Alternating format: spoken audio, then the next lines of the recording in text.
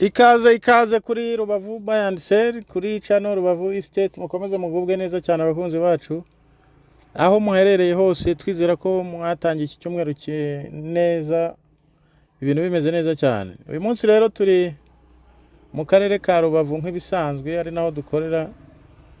Turi mu murenge wa Rubavu, akagari ka Byahe, aho bita mu Kibaya cyangwa se Yerusalemu, ahantu heza cyane hari kugurika cyangwa se hari igipangu cyiza tugiye kubereka uri kureba muri aya mashusho.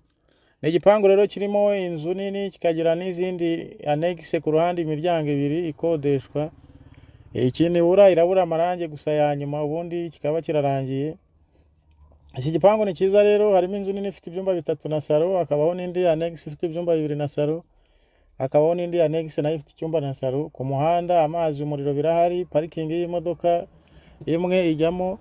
Ahantu heza cyane hari amazu meza mu mudugudu navuga uteye imbere, uri kubakwamo amazu meza cyane ajyanye n'igihe. Iyi nzu iri mu kibanza gifite metero kare 300.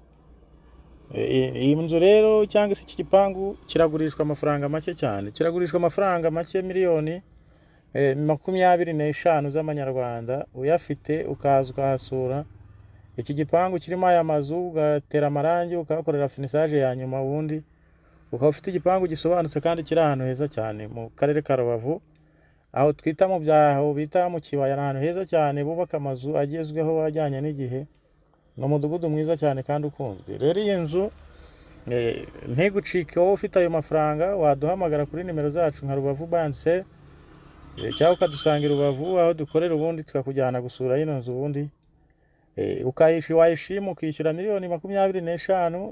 Igipangu kirimo amazu 3, inzu nini, kagira na annexe ku ruhande zifite imiryango 2 ikodeshwa, harimo ibyumba 2 na salo n'icyumba na salo, ikagira n'iyi nzu nini ibyumba 3 na salo. Urumva ko ari ahantu heza kandi hari kugurika make, miliyoni 25.